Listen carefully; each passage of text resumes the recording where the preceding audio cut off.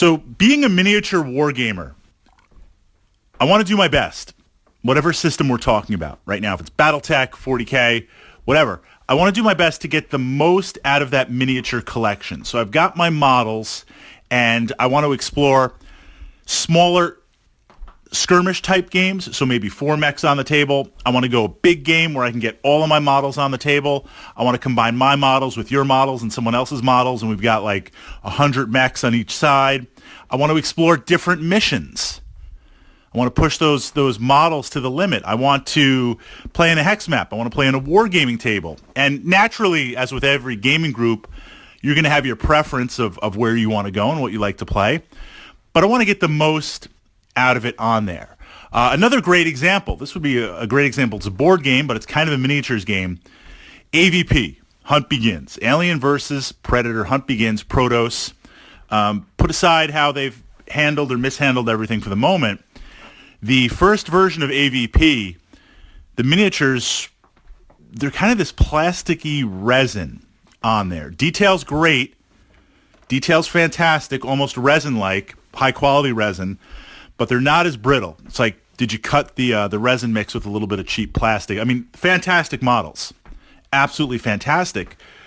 They're so amazing. I've used them for the board game itself, but then both using the Protoss rules adapted, which I think is their Warzone, only stripped down, but also some other kind of generic wargaming rules to play AVP on a full-size gaming table with a base and aliens overrunning it. So trying to get the most out of your models, which leads into this podcast, kind of a curiosity. If you're a wargamer, do you have crossover with your miniatures? Do you use them in other gaming systems? Now, some like Warhammer 40K deliberately were locking you into 40K, so your miniatures are only utilized in that system. Or are they? Hold that thought for a second. And being in that system and being in that narrative, you're part of that culture, and you're constantly buying new miniatures on there. So it's a war game, but it's also a very, very specific, we're going to buy these models and utilize them. Let's look at historicals. With my World War II miniatures, I play Chain of Command. Fantastic rule set. Could I pull those over to bolt action? I could, pretty with minimal modification on it. Got to get some dice, got to get some counters, but we could do that.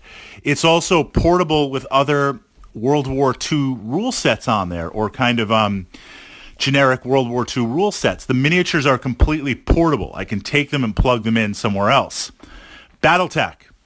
All right, Battletech is Battletech. The miniatures are for that game. I can do Alpha Strike Battletech. I could do regular Battletech. I don't think we call it Classic anymore. I'm glad we dropped that name, Classic. But I have two options, but it's still Battletech. I'm not really going to be able to use those miniatures elsewhere on the table. Although, I have to say, jumping into Pacific Rim Extinction, totally unplanned, totally unexpected, having a blast. Really, really awesome. Quick play. I mean, I've been pushing up a couple of videos and some thoughts on that, podcasts, up to my channel. We've got a playlist. It's on my blog. But the kaiju, the monsters, they look fantastic. The scale is this heroic scale. It's a huge scale, but it's a hex base. It's a large hex base, but it's a hex base, and I'm already looking, being like, I want to take some of my Battletech machines. So the scale, of course, is different. A mech in Battletech, these kaiju are like almost twice the size. I want to somehow crunch the numbers, do the stats, I don't know, figure it out with health points, something. And I intend to be able to play Battletech and bring in these Pacific Rim miniatures on there. I can't do it with the Jaegers because they're not going to fight the mechs. But certainly the kaiju, like, wow. So a perfect example of crossover. Now, D&D, I've got my miniatures for D&D, but there's massive crossover, and that's from the fantasy line on there. Meaning, I play D&D, but I also use some of the miniatures for my Mordheim Warband. I've pulled them over for Dungeon Saga, or I should say I've converted a lot of my D&D miniatures to the Dungeon Saga bases, because those bases look really nice and they're square. The texture's great. And with that, I can play them in DS, or I can play them in D&D or other kind of fantasy-type war games. So I think if you have generic fantasy miniatures, that, of course, has the biggest scope on there. And the final project, this is planning here. I haven't done it yet. Zombicide Invader, having a blast, playing it like crazy. Love it for what it is. Will paint it at some point. It demands to be painted. It does. It does. I painted Zombicide Invader. Excuse me. I painted Zombicide Black Plague because we were playing Black Plague so much. I'm like literally every week at the club. I love it. I still love it. I wanted to get it to tabletop, meaning 3 or 4 base colors, a wash, some basic highlights, some details on the base, done. Everything on there. And then some dungeon furniture, which I pulled in some extra pieces from Dungeon Saga to populate the rooms. I've got 3D doors, done. It looks fantastic. I purposely did it tabletop because playing every week, no disrespect, the game's getting abused. People are dropping cards, we're dropping miniatures, we're spilling stuff. I mean, I don't have to worry about it. It looks great. But that was really tough.